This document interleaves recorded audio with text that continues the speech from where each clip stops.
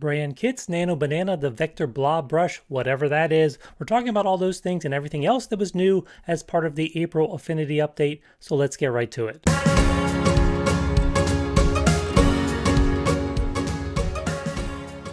Last month, right on the heels of a March update, there was another April Affinity update, and there were a number of new items in there. So what's new in Affinity? Let's talk about all the new additions. If you're a Canva user, you're going to like this one. You now have a Brand Kits panel directly inside of Affinity that pulls and syncs all the content from your Brand Kits in Canva. You can also drag and drop Affinity items in there that you want to sync back to Canva. So this is a nice integration improvement between Canva and Affinity and can really help you stay consistent with all your brand assets across both Canva and Affinity. Now, I did another full video all about this feature, so if you want even more details, I will link that video up above and down in the video description. We also got some new AI models, including Nano Banana, added into Affinity, which you'll find under the Canva AI Studio and under Generative Edit and Generative Image, respectively. So when using these tools, you get to choose what model you want to use. So with Generate Image, there is even an option for Nano Banana 2, 2K Ultra, but just be aware that when you choose a more premium model like this, you do end up using more of your monthly AI allowance. And there is also a somewhat hidden option under here, which controls the number of images that you're creating in one tool run. So if you're not careful, then you can really burn through your monthly AI allotment quickly. So use with care, but that pretty much goes for all AI tools in general. Now, I did do another whole video talking about all these models and investigating how much AI usage they use and how to track that. So again, I'll link that up above and then down in the video description if you want to investigate this farther. Also on the AI front, there's now an integration between Claude AI and Affinity. Once you connect up Affinity and Claude Desktop, which only takes a couple of steps, then you can type plain language commands in Claude and have it perform edits in Affinity. Save all files, do all sorts of things without you yourself actually having to do anything in Affinity, which is kind of weird, but that's where we're at. Now, this one may not be for the average user right away. As you can imagine, there's a learning curve with this, and there are lots of things you're not going to want to just hand over to AI. But I also think there are probably going to be a number of creative and smart uses of this that maybe we can't even imagine yet. So you don't have to run out and use this if you don't want to, but AI isn't going away. So just be aware that this type of integration now does exist between Claude and Affinity. In another video, I test out this new integration, so if you are curious on how to set it up and some of the details, then again, I'll link that up above and down below in the video description. We also get a few new filters, the first of which is the texture filter. So the texture filter, it says here, enhances fine detail in an image by increasing local micro contrast within midtones. And if we go down there here farther, we say this works pretty well on things like skin texture, fabric, hair, fine patterns, things with those micro detail. And it says here it's a little different than sharpening and clarity, and it says that texture operates at a finer level. So let's go in here and we can see also down here some settings. So it's got a strength, a radius, and a compression settings, but let's actually look at it on a couple photos. So here we are in Affinity, and first we have sort of this macro shot of maybe these carpet fibers or something. So I could come in here and I could try to boost the contrast here or the details within this by going and coming under my live filters down here, and I'm going to find this new texture filter. So here we are in here, we see we have a strength slider, a radius slider, and a compression slider. So the strength slider is just going to boost the overall impact of this filter. So as we drag this up, we can see more and more detail sort of being emphasized there. So that's the strength slider. Next slider we have in here is the radius slider, and the radius scales the radius of the effect. So lower values provide finer textural enhancement, higher values provide a broader enhancement with more defined contrast around edge detail. Now this all can be a little confusing, so sometimes you just got to come in here and you got to play around to see what happens when you push the radius down and then you push the radius up. Now the final setting in here, the final slider we have in here is the compression slider, and it adds more midtone compression with the added benefit of boosting shadow detail. So more compression within those midtones. So as we drag this up, we're going to notice that we get more and more compression, and that shadow detail actually gets pulled out a little bit. So when it says it adds more shadow detail, that actually means less shadows because it's more detail within the shadow areas you're seeing more. So we can see as we drag that down, those shadow areas come back. As we drag that up, we're getting a little bit more detail and things going on in those shadows. So you can play around with all these sliders as you see fit and get some pretty cool results. Now let's look at this on a second image and see how this really can come into play with skin tones and how it really can bring out that fine micro detail. So I'm actually going to zoom in even more here so we get a really close up of this woman's face. And then once again, we're going to go in here and we're going to add this texture filter. So we come under filter and we're going to add texture.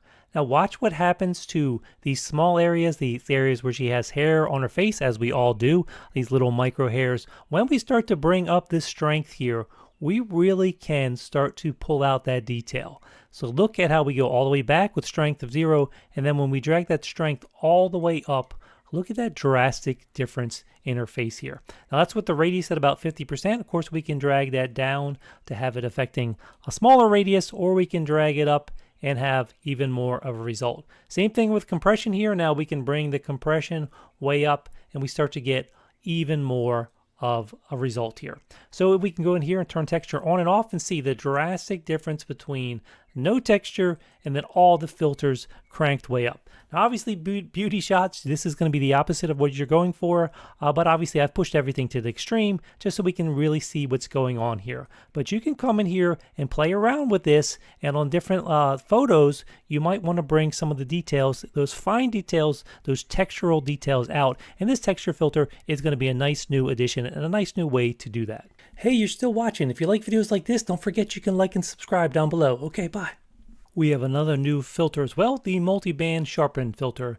And for here it says this filter performs accurate multi-pass detail enhancement, each pass gradually increasing detail enhancement, and they're blended together to produce a final output. And also down here it says much more pleasing to the eye, particularly when sharpening areas with fine edges such as hairs, where a halo effect may be present when using other more conventional sharpening techniques. And so it says it's particularly useful for portrait and astrophotography. So again, another one where we might just have to get in here and play with this. So it sounds like it's somewhat similar in terms of targeting detail than we got that texture one, but obviously it's working a little different. So with all these filters, you have to get in there, sort of understand the differences, and just get a feel for when it works, what sort of images it might be good on, and when you might want to use other techniques. So here we are again. This time I'm going to come in here, and this time we're looking for this multi-band sharpen right here. So multi-band sharpen, and then we can come in here and we have even more settings to play around with. So we have a standard method and a fine detail method, and then we have a base radius, number of bands, band range, contrast, and then a hard blend. So we'll start by dragging up this base radius one here. Then we can also crank up the number of bands, and with each of these we can just see the way some of this detail is starting to be enhanced. So here again is the band range, here is the contrast, and then here is the hard blend. So again, can easily with any of these filters take things way to the extreme, beyond what you want to, but sometimes that's a good place to start just to get to feel for the type of things that are going on here. Now, that's pushing everything all the way up on the standard here. If you wanted to control it down to sort of more fine detail, you can switch over to this fine detail. Now you can see the base radius only goes up to 1, so it doesn't let you take it quite to the extreme here. So maybe we'll come in here and we'll push up the number of bands, but maybe we'll bring the contrast back down the other way so we don't get this crazy difference between the blacks and the whites in the hair. So let's just go down here to sort of reduce the highlights in the hair a little bit. We'll keep the band range maybe at 4, something like this. And then if I zoom in here, let's see, looking right at this hair detail here, we can see here's before and here's after. Now, also with this, if we're looking at the skin tones, I can see before and after, and maybe we want to keep those skin tones softer. So this is as with any filter where you can come in here, apply the filter, and then apply a mask on top of that to reduce where you want it to show, to control where you want it to show. So maybe I would just come up here with the layer of her selected and come under pixel selection, and I'm going to go under alpha range, tonal range, and just choose the shadows, because maybe I just want to apply this to the shadow areas. So now if I come in here and I add a mask right here, we're going to add a mask. It adds it above everything. Of course, I want to put it inside this multi-band sharpen, so now I can turn that off here. And now if we just look at this here, now we'll see turning this on and off, that now I am restricting that multi-band sharpen to just these shadow areas. Here it is turned off, and then if we watch the hair, we can see as we turn that on, we start to bring back even more detail in the hair, but we keep all this facial area, these skin tones, the same. So that's the multi-band sharpen, a new filter we have here in Affinity. The next two new additions we got in this April 26 version of Affinity are the Vector Blob Brush and the Vector Erase Tool. So if you go under the Vector Studio and we come down here, we're going to find this icon right here. We have this Vector Blob brush and the Erase tool. Now these are somewhat similar to the pencil tool, but they have a couple things that make them unique and different. So let's start with this Vector Blob brush here. If I just start to draw somewhere on screen, we're just going to see it's putting down a path, but then as soon as I release here, that actually becomes a fill, and there can be a stroke attached to it as well. So if I come up here and go to the Select tool and we look at this right now, it's got a white fill, and then it's got a red path, but this is very thin, a red stroke, but this is very thin, so we're not seeing it, but I could come up here and make the size of that bigger, so now we have that stroke on the outside. Now, anytime I go back and draw with that Vector Blob brush, it's going to use the current settings here. So if I come up here and come back to this tool now, and I draw again, now I'm going to draw somewhere where it does not overlap with this, and we can see right now we have one curve layer from that previous time I drew with that. So if I draw up here, now we have another one right here. Now, anytime you draw and it's separate and distinct and does not overlap, it's going to create a new vector layer here, a new curve layer. But if at some point in time you cross over and intersect with other ones, then you're going to notice they collapse it all here into one shape. So this is now one shape. So this is kind of cool if you want to just very quickly draw out some shapes here. Now, I do have one issue with this tool. Normally you can use the left and right bracket keys to resize your brush. That does not work here with the Vector Blob brush. However, you can use the other trick for resizing your brushes on the fly, and that is Control plus Alt on Windows. So that would be Command plus Option on Mac.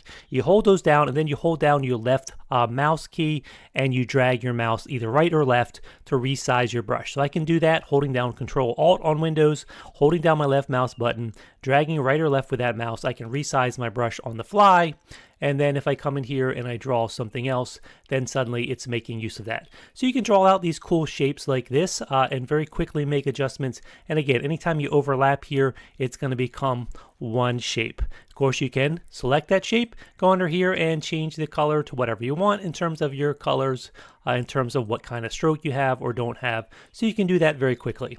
Now down under the same panel, we have the Vector Blob brush. We also have the Vector Erase brush, and that's going to do exactly what you think it is. So if I come in here and I start to draw here, I'm erasing. Now I have that red stroke here, remember, on the outside of this, so it's not super obvious. So I could always come in here and again use that Control Alt and then my mouse to on the fly change the size of this erase brush, and then come in here and erase out more. I could erase something from the center, put a hole in it right here, whatever I want to do. Now, that time you saw me manually go over here and choose the Vector Erase brush, but you actually don't have to ever choose it because I'm on the Vector Blob brush here, a very helpful keyboard shortcut. You can be drawing with the Vector Blob brush. Then if you just hold down the Alt key, that's on Windows, so I assume this would be Option on Mac, then on the fly, it will switch to your other tool. So you're erasing, and then I'm drawing, and then I hold down the Alt or Option, erase. Draw again. And this is all just by me either holding down the Alt key to switch to the other tool or to not have the Alt key, and then I'm using this tool. Now, the only thing I'll say about that is it's maintaining the same size.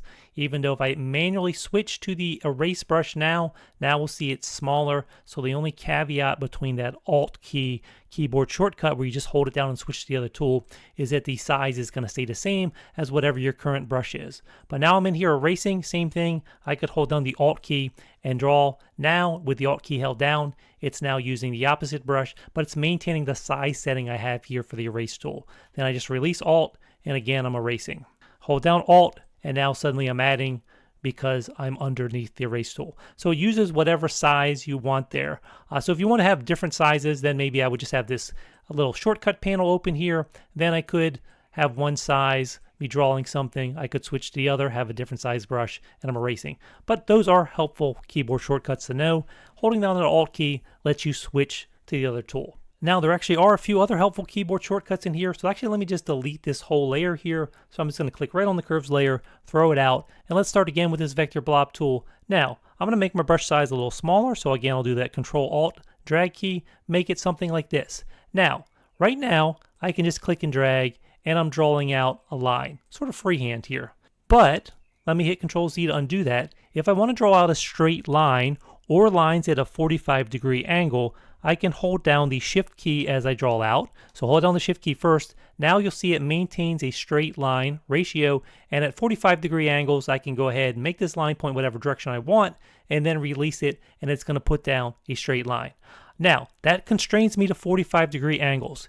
If I want to do this and have any angle that I want, but have it be a straight line, on Windows you hold down the right mouse button to indicate it's going to be a straight line, and then you hold down your left mouse button to start to use the tool, and you notice now I can make that line go in absolutely any direction I want. So again, I'm going to keep that right mouse button held down with one finger. I'm going to release the left mouse button, but again, have that right mouse button still held down, so now I can draw out another line. I can draw out another straight line. I can draw out another straight line. I can draw out another straight line. I can draw out another straight line. So this trick here really is useful if you want to be able to draw out straight lines and literally any angle you want on the fly.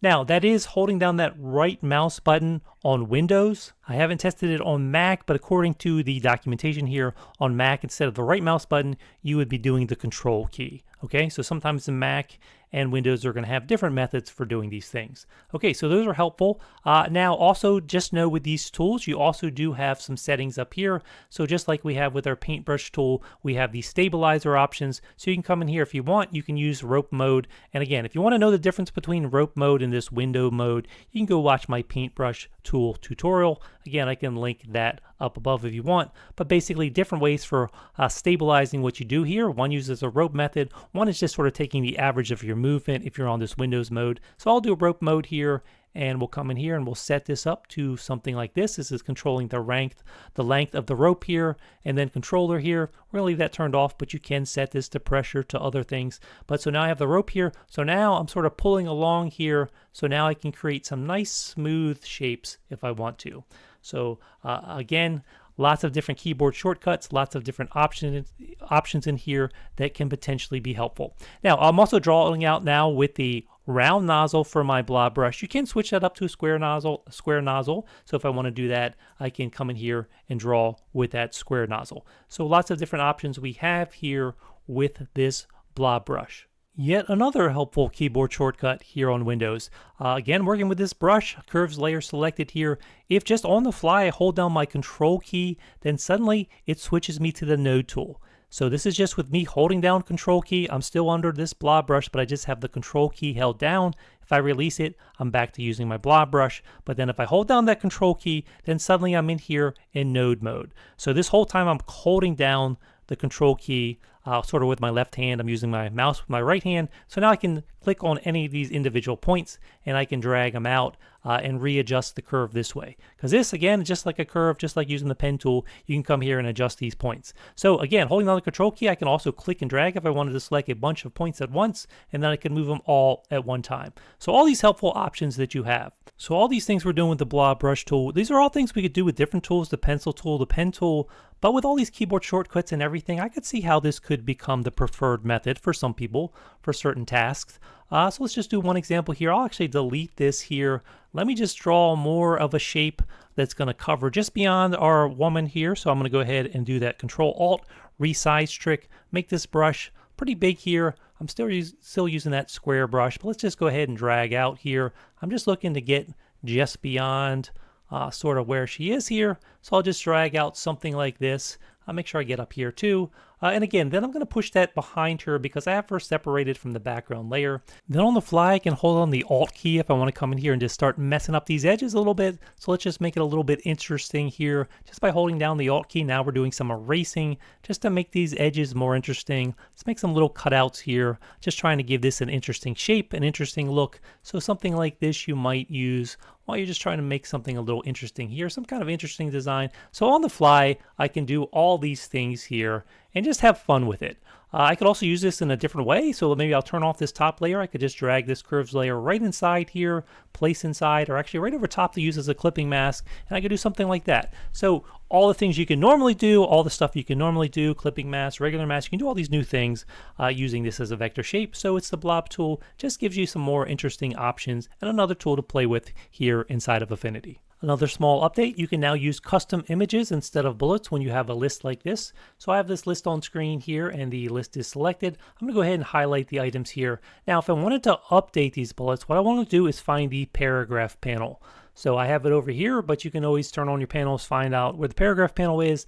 Now I'm going to undock this panel just so I can see it a little bit better, because it's a little hard to see what we're going to do if you're in under this small one. And I'm not sure if you can undock like this on Mac. I know at one point in time you couldn't do this. But if you can, undock your panel like this. And on Windows, you can just click on the panel, drag it out, and it will undock, and you can have a floating panel like this. What we're going to do is we're going to come in here under the bullets and numbering section under this here. So let me just click on this little arrow to expand it out here. So now we have this here. And what you're looking at here is this little text field right here. And I don't know if you can see right there, but the character set to insert at the start of each line. Right now it's just a little bullet item. There's a drop down list here, and I could actually change this to a white bullet. And then you actually see that they actually have both of them in here because there's a new item. So I could go in here and I could delete the other item here. I can just use this drop down thing here. I could find something else. So maybe I like this diamond, and we can put in the diamond. And again, when you put something in, it doesn't necessarily get rid of the old items. So you have to find it in this list. And again, this is very small scale. That's why I'm saying if you can't undock this, this makes it a little bit better than if it's just in a smaller side panel. So that's just changing the bullet. What if we want a custom image here? That's when we're going to come over to the right here. And if we go all the way to the right, we can see this little icon here, select an image to add to make a custom bullet. So then we can come in here and I could add a picture of myself, because why would anybody do that? You could do that, but let's go in here, let's grab something different. So maybe you want it to be this laughing emoji here. So we go ahead and add that in. And then anytime you have a custom bullet like this, it will scale based on the size of your text. So if we make this smaller, if we make this bigger, the bullet size is going to scale accordingly. So just a small update here, but you can now work with these custom bullets here inside of Affinity anytime you're making a list. So if you want to do that, now you have that option. Another update worth mentioning, now in the develop module, we have more mask types. So the develop module is whenever you open a raw photo in Affinity, it's going to open in that develop module. So this is a photo that hasn't been compressed to a JPEG yet. And so in here, you can come in here and you can make adjustments. So I can raise the exposure up and down, things like that. However, when I do that inside of here, let me just reset it back to where it was. When I do that inside of here, by default, it starts with this master mask. So this is all pixels selected. It's coming in here. You're making adjustments to all pixels. But you can come in here and get finite control and start to move around all these different sliders based on just certain selected areas of pixels, and you do that with this mask panel. So by default, it has master here, but now if we go down under this mask option, we have even more options than we did before. We did not have all these options before. So I could grab a gradient mask here, and I could drag up some sort of a gradient, and now we see the red are going to be the actual pixels that are selected here. The other pixels are not selected. So if I come back now, with this gradient mask selected here, if I go back under the basic panel, now I can draw down the exposure, and we see how it's just darkening here. Now you can add as many masks as you want in here. So if I wanted to add another new one, I could come in here and add another mask. Let's do another gradient. This time we'll come from the top, and again, pulling it in towards our frog here. Again, this mask is the one selected. Come under the basic panel, drag down the exposure. So now I'm just working on parts of the image at one time and controlling how I want those to be affected. Now, if I'm on this master layer, then I can affect everything all at once. So maybe I want to lower down the overall exposure for all this. So I could come in here and drag down the whole thing. And then maybe I want to brighten up just the frog. So I could come back under this mask and see what other options we have here. So if I go add a mask, we can also use a object selection mask. So I could come in here and then we could go right over our frog, select him. He's going to become selected here. So let's see, there we go. So we see the red area is the selected area. Now I could come back again under the basic panel with this selected here. We're going to come in here, and now for the exposure just for that frog, we can start to bump it up. So I will say that all of this isn't quite on par yet with the raw tools you have inside of Lightroom and Photoshop, but having more mask options in here now in this raw processor, so we even have more control, this is definitely a step in the right direction. Now, there were a few more things in this most recent update worth mentioning, even though I don't have live examples for them all. So first of all, they have improved their integration with DaVinci Resolve. So if you use that as your video editor, you can now drag and drop Affinity files directly into DaVinci Resolve and work with them. Now, I should say this is currently only for the beta version of DaVinci Resolve, but that means we can expect it in the normal stable version pretty soon. Similar to that, Capture One now offers even more direct support for Affinity files, so another good update. There are a few new updates for any of you that might be into astrophotography. There's an update to the RAW engine with even more camera models supported. There's improved OpenType font support, and the paint mixer and smudge brush tools got a new pigment model for natural color blending. So that's it. That's everything that was new in the April update of Affinity. There was a March update as well, so probably a good sign that they've had multiple updates now back to back. And if you want that March video, I'll paste that down in the comments. And if you like videos like this, feel free to like and subscribe. Thanks again for watching. I'll see you soon. Everything I do so instinctive and so passionate. Every word I move so descriptive like an adjective. I got a vendetta against people who patented being negative when you should be getting after it. I got facts over tracks, this and that. Spitting slow, spitting fast. I could roast, I could gas. Think I'm okay at last, but I don't know if that can erase all the